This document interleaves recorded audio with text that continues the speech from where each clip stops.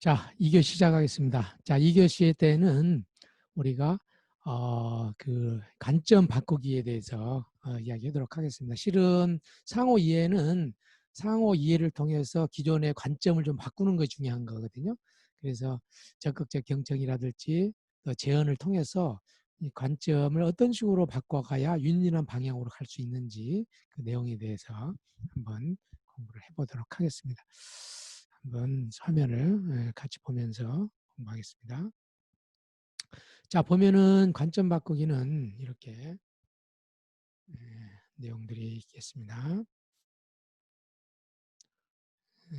자,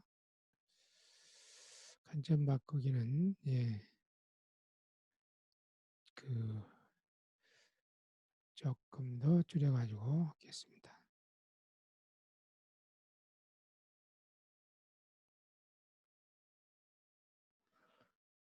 자, 잘 보이는가 모르겠네요. 자, 여러 가지가 있는데, 자, 줄여볼게요. 순환 질문,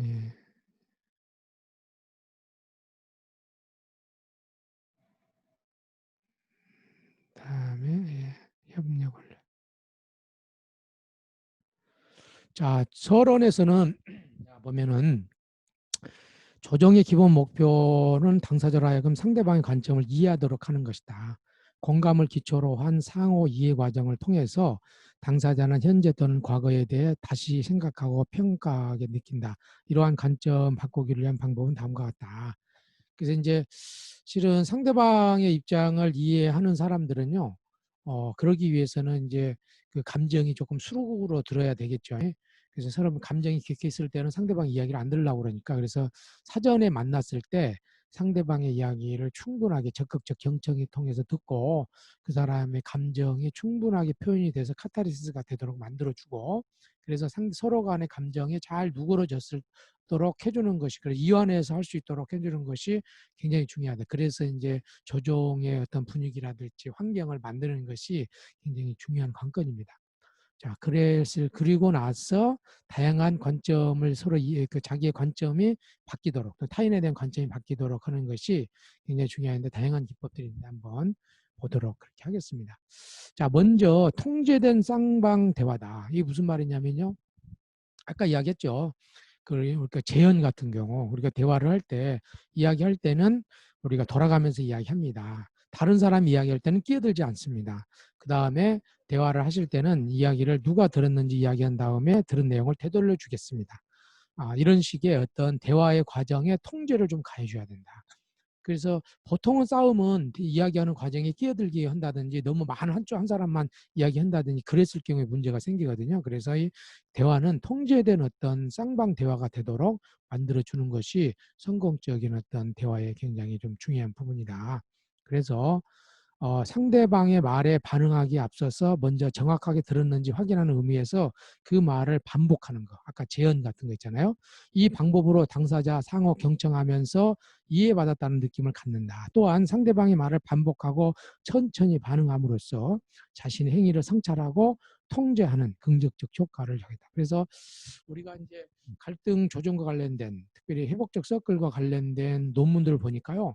상대방이 내 이야기를 아니, 상대방이 나를 언제 이해했다고 느끼느냐 그랬더니 내가 이야기했는데 이야기한 내용을 상대방이 되돌려 줄 때 저 사람이 나를 이해하고 있구나 하고 생각한다는 거예요. 네, 그래서 통제되는 의사소통 방법 중에 가장 핵심적인 것은 제가 봐서는 갈등의 당사자가 들은 내용을 되돌려 주는 것이 키워드다. 그런 과정의 초기에는 그 조종자가 아니 갈등의 당사자가 이야기하는 것을 조종자가 먼저 되돌려주고 그 다음에 같이 모였을 때는 당사자가 되돌려주도록 하는 것이 어떤 식으로 이것을 잘하도록 만드느냐가 굉장히 키워드다. 그랬을 때 방금 아까 이야기했었던 것처럼 관점이 바뀔 수 있는 여지가 생기는 거죠. 적절하게 질문을 던져서 상호 이해되는 영역의 질문을 던져서 서로 되돌려 줄 수 있도록 만들어주는 것이 실은 그 통제된 쌍방 대화에서 굉장히 중요한 측면이 있는 거죠. 자, 메타 커뮤니케이션을 할 필요가 있다. 자, 이것이 조금 어려울 수도 있는데 메타 커뮤니케이션이라는 것은요. 예를 들어서 예를 들어서 이런 거죠. 어, 예를 들어서 시험 기간에 늦은 한뭐 11시간이 됐는데 딸이 친구들하고 만난다고 하면서 11시 들어오는 거예요. 아버지가 이제 그 TV를 보면서 딸이 들어오니까 지금 몇 시야? 하고 물어봤어요. 자, 그러면 지금 몇 시야 하는 부분이라는 것은 그러니까 이제 메타 커뮤니케이션이라는 것은 커뮤니케이션의 커뮤니케이션이야. 그러니까 C는 어떤 뭐라 할까 지금 몇 시야 하는 것은 뭐예요? 그 실질적으로 뭐 11시나 이런 것도 있는데 숨겨진 메시지가 뭐였냐면 야, 시험 기간인데 빨리빨리 들어와서 공부해야지 뭐냐. 내지는 여자애가 돼가지고 밤늦게 이렇게 도달을 되니 하면서 혼내는 메시지가 들어가는 것이. 이것이 메타 커뮤니케이션이거든요. 그러니까 실은 이게 메타 커뮤니케이션인데 달리 이야기하면 뭐냐면요. 그 조정을 담당하는 사회복지사는요. 클라이언트가 이야기하는 내용에 포함된 그 이면의 메시지를 끌어와서 이야기한다는 거죠. 그러니까 예를 들어서 우리가 갈등의 당사자들이 감정으로 북받쳤을 때 평가적이고 비난적인 언어를 쓰거든요. 정말 나는 저 남편에 실망스럽고 저는 인간도 아니다. 이렇게 이야기를 했어요. 그런데 그 메시지를 그 이면에 있는 내용을 뽑아서 이야기해 줘야 돼요. 그래서 비폭력적인 대화에서는 어떤 무엇을 보았는지, 그 다음에 본 거에 대한 느낌이 어떤 것인지, 그 느낌을 일으켰던 욕구가 무엇인지, 그 욕구를 해결하기 위해서 어떠한 부탁을 하고 싶은지, 이 네 가지 요인을 뽑아가지고 되돌려 준다고 그래요. 그러니까 실은 이 네 가지 요인을 조종자는 클라이언트가 이야기한 내용을 들으면서 저 사람이 무엇을 보았고 그때 어떤 느낌을 들었고 그때 느낌이 들었을 때 어떤 욕구가 있었으며 그 욕구에 기반해서 저 사람은 어떤 것을 부탁하고 싶은지 이 네 것을 잘 듣고 되돌려 줘야 되는 거죠. 그것이 메타 커뮤니케이션이에요. 예, 제가 생각하는 메타 커뮤니케이션이에요. 그래서 이야기 조정자는 이야기하지 않았는데 이야기하고 있는 내용을 잘 들어야 된다. 그래서 이야기하고 있는 사람이 이야기하고 있지 않는 것까지 읽어내어서 이야기해 주는 거, 그러한 어떤 커뮤니케이션에서 약간 비폭력인 대화에서는 MBC라는데요. 관찰, 느낌, 욕구, 기대를 담아서 표현해 주는 그런 메타 커뮤니케이션을 할 줄 알아야 된다. 조정이는 메타 커뮤니케이션을 통해서 당사자에게 자신이 어떤 방식으로 대화를 하는지 알려줘야 된다. 그래서 물론 이 메타 커뮤니케이션을 통해서 상대방이 가지고 있는 어떤 부정적인 어떤 특성이나 이런 것을 되돌려 주기도 하지만 저는 상대방이 이야기하고 있는 내용에 표현되지 않는 느낌, 욕구, 바람 이런 것들을 잘 뽑아가지고 전달해주는 그러한 상대방의 그 메타 커뮤니케이션의 방식, 대화하고 있지만 대화 이변에 대화하지 않는 대화 내용까지 추론해가지고 전달해주는 이런 능력들이 실은 어떤 관점을 바꾸게 되는 측면이 된다는 거죠. 그래서 정말 나는 예를 들어서 이제 그 당사자들이 참 애가 와고 나는 정말 남편에 대해서 실망하고 다시는 보고 싶지 않다 이렇게 이야기해요. 그러면 그거에 대해서 바로 대상자한테 전달해서 무엇을 들었습니까? 물어보면은 굉장히 마음이 상처가 되겠죠. 그럴 때는 중간에 조종자가 직접적으로 전달을 하려고 하지만 그때는 좀 끼어들어 줘야 돼요. 그때는 이제 조종자가 사회복지사가 되돌려 줄 때 비폭력적으로 가시를 빼고 되돌려 줘야 돼요. 그러니까 지난번에 남편이 11시에 오기로 했었는데 오지 않아서 굉장히 실망을 하셨고 그 이유는 그래도 그때 대화를 통해서 문제를 정말 해결하고 싶은 마음이 강했고 일말의 희망을 가지고 가셨는데 그때도 참여하지 않아서 너무너무 실망스럽다. 저는 그렇게 들었는데 그 말이 맞나요? 이렇게 물어보는 거죠. 예.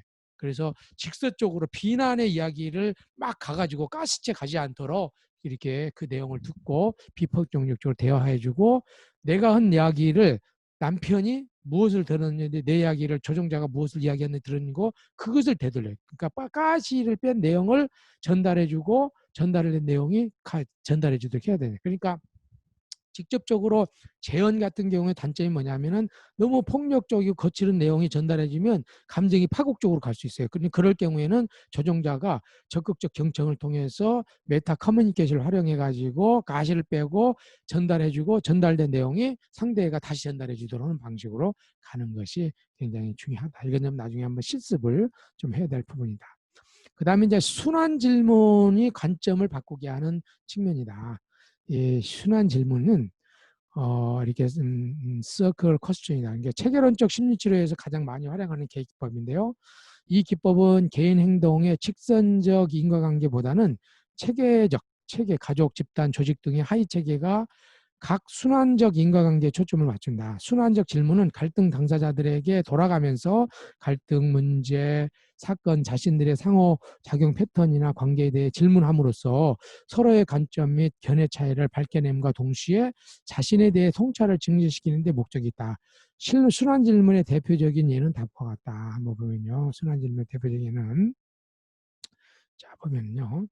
어떤 내용들이 순환 질문으로 하려면 자, 그 타인의 입장에서 서게 하는 질문. 그러니까 이게 그러니까 순환이라는 것은 뭐냐면요. 이렇게 다시 갔다가 돌아오는 거죠. 순환한다. 이렇게 돌고 돈다는 거잖아요. 부부싸움이라는 것은 순환적이에요. 어떤 한 사람이 잘못만 있는 건 아니에요. 남편이 늦게 가니까 잔소리를 해요. 잔소리를 하니까 늦게 돼요. 남편은 내가 늦게 들어가는 것은 부인이 잔소리하기 때문에 내가 늦게 들어간다고 구두점을 찍고, 부인은 남편이 술 먹고 늦게 들어오니까 잔소리한다고 구두점을 찍어요. 그런데 박수라는 것은 두 손이 맞아야 되잖아요. 이것이 순환하면서 생겨요. 그러니까 모두 다가 이 갈등에는요 다 원인을 제공하고 있는 것이죠. 그래서 각각의 이러한 어떤 그 다른 사람의 입장이 타인에게 어떤 영향을 주는지 이런 것을 계속해서 질문해 줄 필요가 있어요. 그래서 내가 어떤 A라는 것을 하면 그것이 상대방한테 영향을 줘요. 그럼 상대방이 그것을 또 어떻게 영향을 받는지 그 영향이 또 나한테 영향을 줘. 그래서 이렇게 서로 순환적으로 돌고 도면서 문제가 생겼다는 것을 질문을 통해서 이해할 수 있도록 만들어요. 어느 한 사람이 문제가 돼서 되는 게 아니고 이렇게 돌고 돌아서 이렇게 문제가 악화되고 돌고 돌아서 문제가 이렇게 좋아진다는 것을 알게 해주는 거죠. 그리고 거기에 질문이 던지는 질문이 이런 거죠. 타인의 입장에서 서게 하는 질문이죠. 당신의 친구, 부모, 부인, 동료, 상사, 고객은 그것에 대해서 어떻게 생각할까요? 다른 사람 입장에서 생각해 보는 거죠. 그들은 그것에 대해 무슨 말을 할까요? 당신이 그런 식으로 행동한다면 그들은 어떻게 반응할까요? 보통 뭐 어떤 사람이 법정 같은 데서 나를 고소하겠다 그러면은 이렇게 해보는 거죠. 고소를 하게 되면 그 고소당하는 입장에서는 어떻게 생각하실까요? 어떤 제안을 해. 그 제안한다 그러면 그 제안에 대해서 그 사람이 어떻게 이야기를 하실까요? 생각하실까요? 이렇게 물어보는 거죠. 타인의 입장에는 어떻게 할 것인지. 두 번째는요. 상황을 다른 위치에서 바라보게 하는 질문. 만약 당신이 한 달 동안 해외여행을 중이라면 이 갈등에 대해 어떻게 생각할까요? 상황이나 위치, 시간을 바꿔가지고 한번 질문. 전혀 좀 엉뚱망뚱한 질문이지만 만약 당신이 한 달 동안 해외여행 중이라면 이 갈등에 대해서 어떻게 생각하실까요? 또 상황을 다른 시점에서 바라보는 거예요. 다른 이치에서 바라볼 수 있도록 하고 한 달 동안 해외여행을 한다면 이 갈등에 대해 어떻게 생각할까?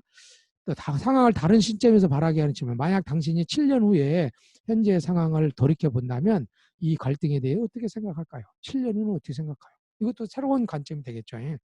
그다음에 갈등 당사자가 간 관계를 제3자의 관점에서 바라보는 거죠. 당신이 상사라면 당신과 동료의 관계를 어떻게 바라볼까요? 당신의 아이들의 입장에서는 부부가 이런 결정하는 것에 대해서 어떻게 생각하실까요? 이렇게 물어보는 거죠. 갈등 당사자 간 상호 영향관계를 보이는 질문에서는 당신이 한 행동은 상대방에게 어떤 영향을 미칠까 이렇게 보는 거죠. 그래서 보통 사람들은 자기 입장만 생각하는데 우리가 분명히 내가 어떤 A라고 이야기하면 D는 뭐 어떤 영향을 받아요. 그 영향이 또 나한테 와요. 그래서 중요한 것은 상대방의 입장에서 다른 시점에서 다른 장소에서 질문해 주는 것이 중요하다. 누구는 이야기했지만 관점을 바꾸기 위해서는 이렇게 조종자는 이런 식으로 다양한 어떤 질문을 해줘야 된다는 거예요. 다른 부모나 친척은 어떻게 생각할까요? 아이들 입장에는 어떻게 생각하세요? 상사는 어떻게 생각할까요? 앞으로 7년 뒤에 오늘에 본다면 어떻게 생각하실까요? 뭐 한 달 동안 해외여행이라면 이 문제에 대해 어떻게 생각하실까요? 이런 식으로 해가지고 서로 간의 서로 다른 사람의 관계에서 바라볼 수 있도록 이렇게 질문해주는 이 순환적 질문이 굉장히 중요하고요. 요즘에는 현상을 이해할 때 이렇게 순환적 질문을 시스템적 사고의 질문이다 이렇게 하거든요. 시스템적 사고인데 이 질문이 굉장히 중요하게 이야기하고 있는 내용들이다. 지난 시간에 우리가 어떤 그 환경 문제라든지 가정 문제에 대해서 인과 지도를 한번 그렸었잖아요. 이런 부분이 이런 거에 해당이 된다는 거죠. 그 다음에 좀 역할극을 해보는 것들도 중요하다. 당사자가 자신의 대화 방식을 통찰하기 위해서는 먼저 자신의 입장에서 역할을 한 후에 상대방의 입장에서 역할을 해보는 역할극이 필요하다. 당사자가 둘 이상이면 역할의 수도 그만큼 늘어난다. 상황이 극도로 약하다는 경우에는 중립적인 입장을 포함시켜 완충적 역할을 하기로 한다. 이것은 아까 순환적 질문회와 비슷한 것 같아요. 뭐 역할극을 해보니까 이것은 이제 문제가 심각하지 않았을 때 어떤 집단적 프로그램을 할 때는 역할극을 해보는 거 좋죠. 그래서 내가 먼저는 자기 입장에서 하고 나중에는 남편 입장에서 한번 해본다든지 이런 역할극을 통해서 상대방 입장을 한다든지 해볼 수도 있고요. 또 아까 이제 그 순환적 질문에서 남편의 입장에서는 이거에서 어떻게 행동하실까요? 이 일에 대해서 남편은 뭐라고 이야기할까요? 이 일에 대해서 부인은 어떻게 이야기할까요? 이 일에 대해서 또 다른 사람은 어떻게 이야기할까요? 이런 식으로 해서 순환적 질문을 해보는 것이 굉장히 중요한 어떤 측면이 있다고 생각을 합니다. 역할극도 굉장히 중요하게 생각했죠. 그 다음에 이제 역할극이면서도 제가 좀 다루고 있는 것 중에 하나가 이제 영국식 토론법인데요. 영국식 토론법은요. 영국식 토론은 모든 당사자가 두 줄로 서서 상대방을 마주보고 번갈아 가면서 자신의 입장을 주장한다. 마지막 당사자의 주장이 끝나면 곧바로 사전 예고 없이 처음으로 돌아가 당사자는 자신이 아닌 상대방의 입장을 주장한다. 이렇게. 예를 들어서 이제 우리가 굉장히 민감한 사항이거든요. 예를 들어서 다문화 사항이라든지 내지는 어떤 동성애 문제라든지 또는 뭐 여러 가지 민감한 사항에 대해서 찬반을 두고 토론을 해요, 먼저. 그래서 A라는 사람의 찬성, B라는 찬성. 북한 문제에 대해서 햇빛 정책으로 가야 되냐, 강경책으로 가야 되느냐 이렇게 해보는 거죠. A 입장은 아주 강력하게 가야 된다. B 입장은 햇빛 정책으로 가야 된다. 이렇게 이야기를 해요. 토론을 막 시켜요. A가 먼저 이야기하고 B가 이야기하고 A가 이게 한 20분 정도 이야기한 다음에 예고 없이 자 그러면 입장을 바꿔서 해보겠습니다 하고 이야기를 해요. 그러면 멘붕이 오죠. 예, 멘붕이야. 입장을 바꿔서 막 토론을 하더라고요. 또 20분에 40분 때 딱 이야기하고 나서 오늘 대화하면 느낀 점인데 이야기하라. 그러면 멘붕 온 상태에서 내가 A 입장에 이야기했을 때는 참 이해를 못했는데 B 입장에 가니까 이해가 되더라 하면서 통합적인 사고를 하면서 윈윈해서 갈 수 있는 여지가 생기거든요. 그래서 영국식 대화도 제가 그 사회복지 윤리와 철학을 공부하면서 윤리적 딜레마 상황 때 이야기를 해요. 예를 들어서 18세 아이가 임신해갖고 와가지고 임신 중절을 한다. 아이는 입장에서는 아이는 자기는 낙태를 하고 싶고 그 부모에게 알리지 않았으면 좋겠다. 이렇게 하는 입장에서. 근데 사회복지 윤리상으로는 아니다. 이런 것을 알려줘야 돼. 그런데 얘가 나를 믿고 왔는데 알린다고 그러면 실망하잖아요. 그러면 두 팀으로 나눠갖고 토론을 해요. 나중에 딱 바꿔. 역전을 시켜. 그래가지고 나중에 이제 그것을 서로 입장을 통합해가지고 윈윈, 혼합 원칙을 그러면 이야기하다 보면 그 사람들이 가장 중요하게 생각하는 것이 있거든요. 중요한 것을 뽑아가지고 통합해서 가도록 만들어주는 그러한 것들을 좀 문주기 하는 것이 이제 영국식 토론법이다. 이것도 이제 알면 좋겠죠. 자, 협력 훈련도 하는 거 중요하다. 그러니까 협력 운영이라는 게 써서 왔는데 무슨 협력이냐 생각할 수 있잖아요. 충분히 할 수 있는 여지가 있어요. 그래서 부부들이 싸워서 이혼하게 됐어요. 그런데 공통적인 관심사가 있어요. 아이들이 잘 키우는 거예요. 그럼 아이들을 잘 키우기 위해서 서로 도울 수 있는 것이 뭘까요? 이렇게 하다. 그러다 보면은 차츰 서로 입장을 이야기할 수 있어요. 제가 어떤 여중학교에 가서 조정을 하는데요. 그 여중학교에서 어떤 일이 있었냐면 4명이 잘 놀다가 한 명이 이 조직에서 서로 3대1로 갈라졌어요. 그러면서 아주 심각하게 서로 상처를 주고 그랬는데 애들이 원하는 것이 뭐냐면 나는 조정에서 만나고 싶지도 않고 나는 애를 절대 그 얼굴도 마주보고 싶지 않다 그러는 거예요. 그래서 제가 그랬어요. 그러면 네가 진짜 원하는 것은 교실 안에서 정말 마음 편하게 공부하는 거네? 물어봤어. 그렇다고. 이쪽도 그래요. 만나고 싶지 않다. 그럼 너는 어차피 우리가 이간에 교실 안에서 공부해야 된다고 그러면 마음 편하게 신경 쓰지 않고 만나는 거네? 똑같은 거예요. 그러면 제가 그랬어요. 그러면 네가 수업 시간에 마음 편하게 하기 위해서 그거 갖고 한번 논의를 해보자. 그러니까 오케이 하는 거예요. 그러면서 차츰 더 좋은 방법이 나왔거든요. 이런 거거든요. 협력훈련이라는 게 공통의 관심사를 찾아가지고 그걸 같이 해보는 거죠. 그래서 일반적 역할극에서도 당사자는 다양한 역할 작용 모델을 경험할 수 있다. 역할극에서 경험하는 협상 및 협력은 실제 위기 상황에서도 적용할 수 있고, 근데 이혼의 경우는 이혼 후 아이의 양육에 대한 좋은 방법을 이야기하도록 한다든지, 또는 같이 공동의 목적을 달성할 수 있는 방법에 대해서 이야기한다든지, 학교 현장 같은 경우는 아까 이야기했죠. 서로 얼굴 보고 싶지 않다. 그러면 아까 메타 커뮤니케이션을 활용해서 얘가 진짜 원하는 건 뭘까? 그래서 이제 그 사람의 니드라든지 욕구를 뽑아가지고 그 욕구가 비슷하면 실은 가는 거죠. 그러니까 실은 우리가 이제 그 갈등 조정에서 중요한 것이 주장 이면의 인터리스트와 니드를 보라고 한다. 이해관심사와 그 사람의 욕구가 중요하다 그러잖아요. 그러니 깊이 들어가면 들어갈수록 중첩된 부분이 있어요. 중첩된 부분. 그 중첩된 부분을 끄어가지고 그러면 그것을 위해서 할 수 있는 방법을 하자. 결국은 협력하도록 많이. 그러니까 결국은 조정이라는 것은 제가 뭐냐면요. 줄달리기를 하다가 손잡고 달리기를 하도록 만들어주는 거예요. 줄달리기를 하다가 손잡고 달리기 하는 것이 조정에 있어서는 굉장히 중요한 관건이다 하는 것을 저는 여러분들 말씀을 좀 드리고 싶습니다. 예. 자, 그렇게 이제 조정 훈련은 이런 부분이 있다는 거 여러분들 좀 이해하시면 되겠습니다. 자, 요 정도 하고요. 예, 그 다음에 이제 라포 형성 부분들을 한번 보도록 하겠습니다. 중요한 것은 이 라포 형성이 굉장히 좀 중요한데, 첫째는 이제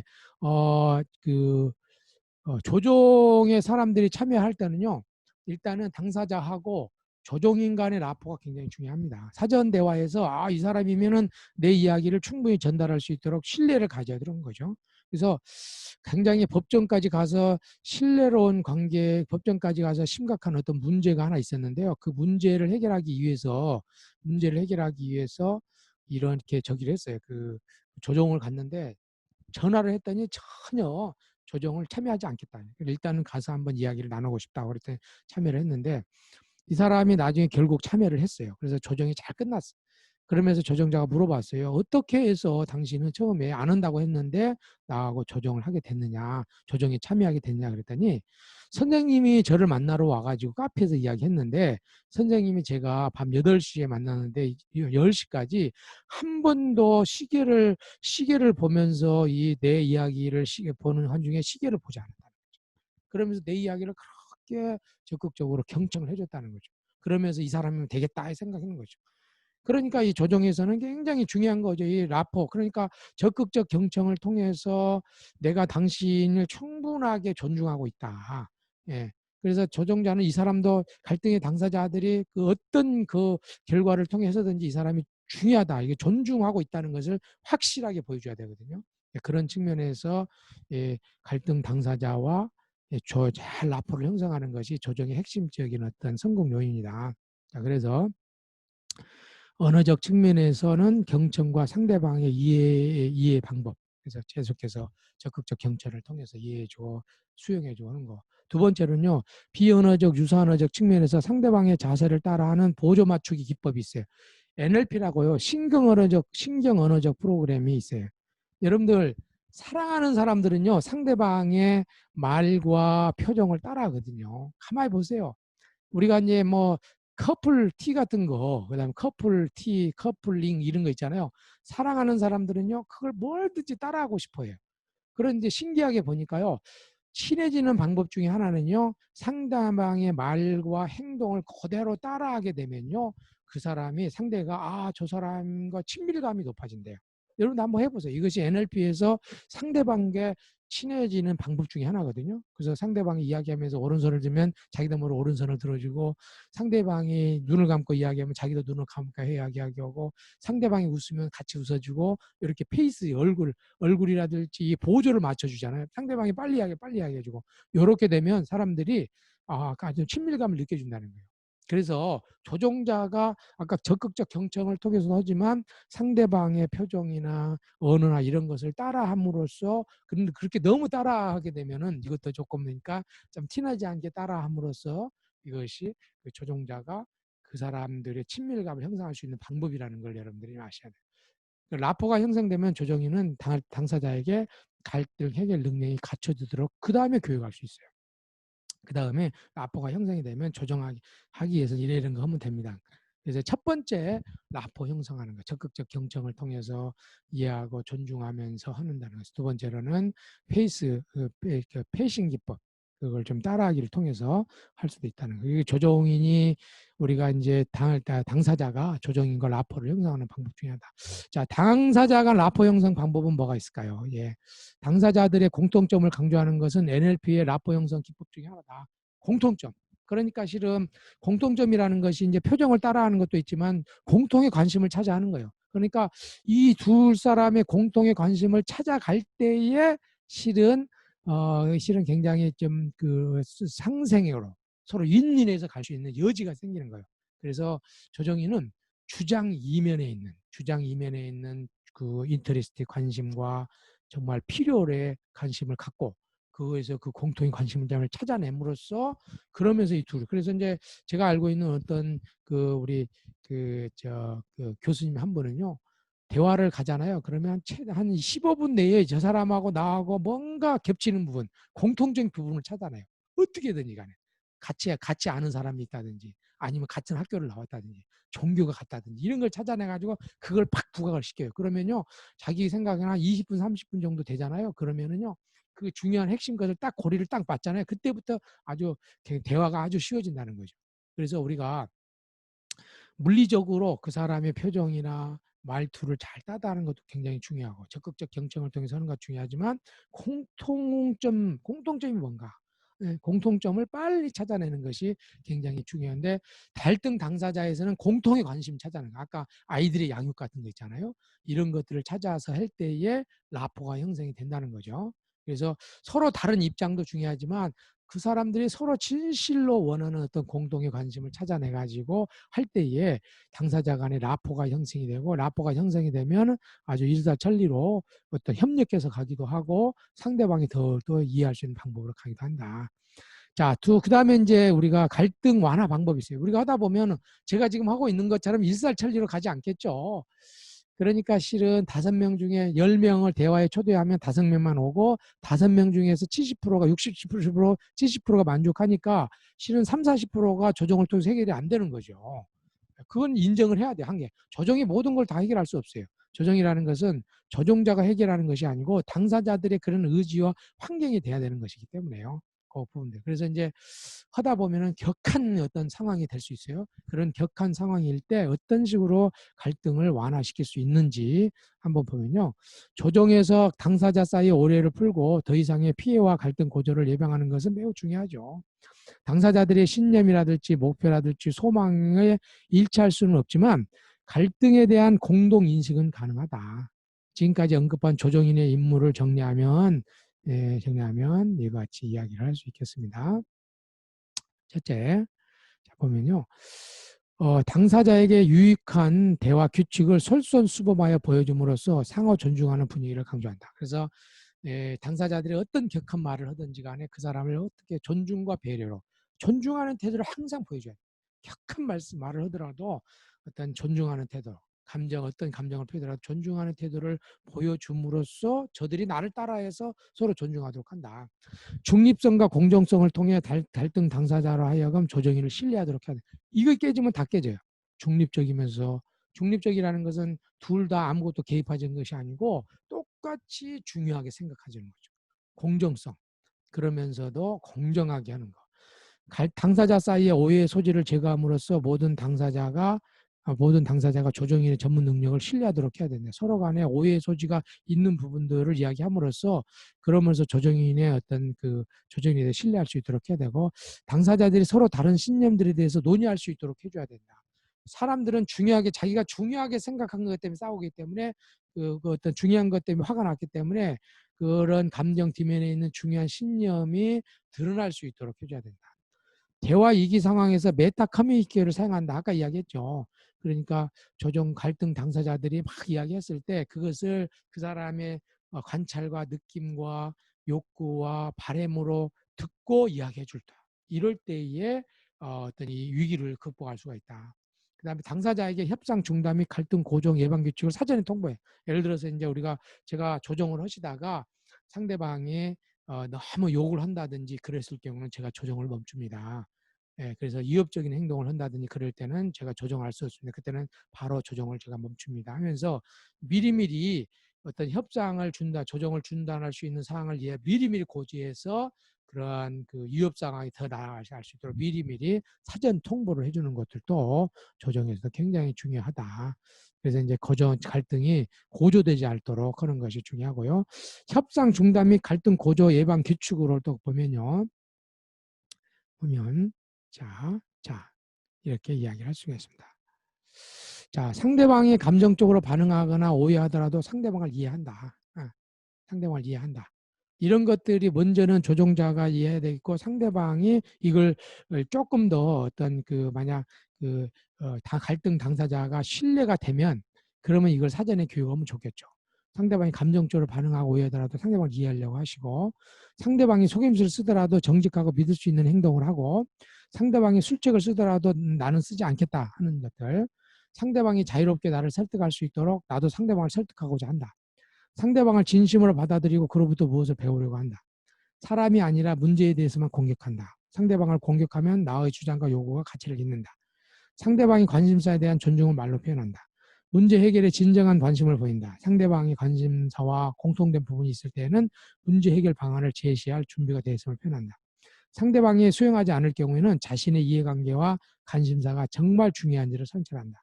합의하려는 상대방의 노력을 인정하고 감사해야 된다. 이제 이것이 처음에는 안 될지라도 나중에 이제 둘 당사자가 조정해 올 때는 이 내용들을 어떻게든지 이야기를 해서 적극적으로 할 수 있도록 만들어주는 거. 일단은 조종자가 각각의 대상자에 대해서 이러한 어떤 규칙을 가지고 대해주고, 그 다음에 각각의 조종자들이 신뢰가 되면 이런 내용들을 교육을 통해서 하도록 만들어주는 것이 성공적인 조종으로 가는 길이다.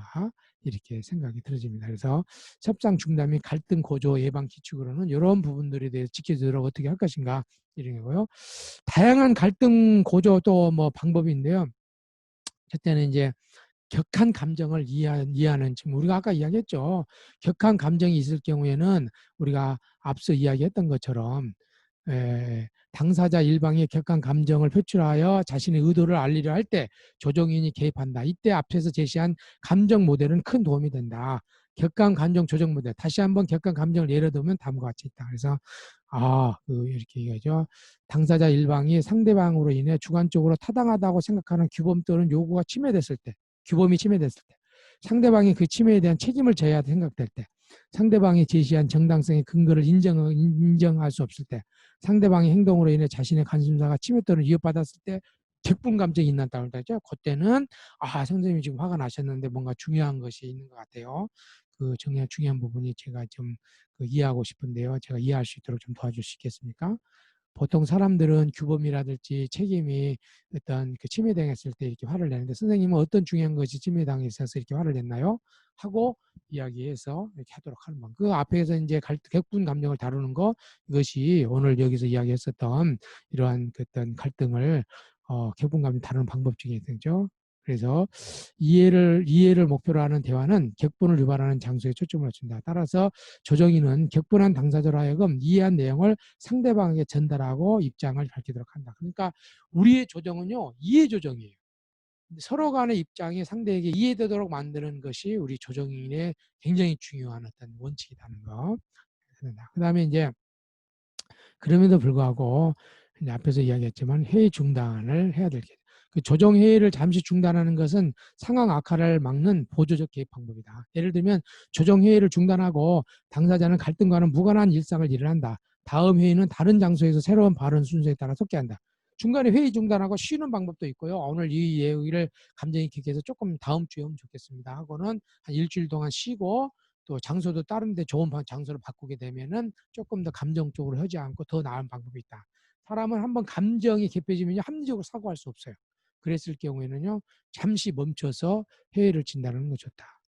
그 다음에 이제 메타 커뮤니케이션은 아까 이야기했죠. 이게 이제 메타 커뮤니케이션을 통해서 조정인은 문제 행동을 언급하면서 갈등 고조로 인한 위험 상황을 설명하고 회의의 중단 이유를 밝힌다. 이를테면 공격적인 행동을 지적하고 그 행동으로 인한 결과와 위험을 설명한다. 또한 문제 행동의 동기와 이유에 대해 가설적으로 언급하고 오해의 가능성을 지적한다. 이어서 현재 위기 상황을 위기 대처 학습의 기회로 삼을 걸 강조한다.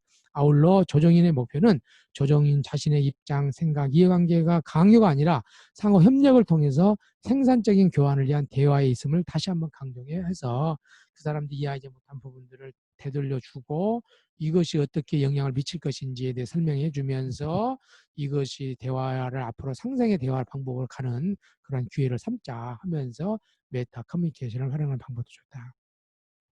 그 다음에 공격성 연결 결과에 의한 기초 교육 같은 거 뭐 보면은요, 조정 절차를 설명할 때 조정에는 갈등 고조의 위험성에 대해 구체적으로 언급함으로써 예방 효과를 거둘 수 있다. 이위 상황에 대한 조정인의 개입 임무도 명확할 수 있다. 이를 통해 조정인은 개입 근거를 사용할 수 있다. 그래서 이제 우리가 갈등이라는 것은 이런 식으로 발동, 우리 갈등의 고조 방법에 대해서 공부를 했잖아요. 이 갈등이 고조되면 이러이러한 것이 있습니다. 그래서 지금까지 갈등 연구한 내용들을 갈등 상황에서 이런 대응이 있고 갈등이 고조됐을 때는 사람의 어떤 심리 변화가 고 이런 것을 통해서 갈등의 대상자들이 여기에 잘 제정할 수 있도록 그간의 지식들을 잘 조정해 주는 것도 중요한 관건이 되겠습니다. 자, 이 정도 한 2교시 중 2교시는 이 정도 한번 마치도록 하겠습니다. 다음에 3교시 때는 체계적인 적용과 평가에 대해서 한번 공부를 하도록 하겠습니다. 그래서 2교시도 굉장히 유용한 측면들이 있죠. 그래서 어떤 그 라포 형성하는 방법, 갈등 완화하는 방법 이런 것들도 현장에서 아마 이 책을 통틀어서 실용적인 측면에서는 이 도구와 방법이 굉장히 중요하고 일상적인 갈등 조정에서는 이 도구와 방법 중심이에요. 그런데 우리는 이제 그런 근원까지도 공부를 했는데 이런 부분들 잘 숙지해 주시면 좋을 것 같습니다. 네, 잠깐 쉬었다 가겠습니다.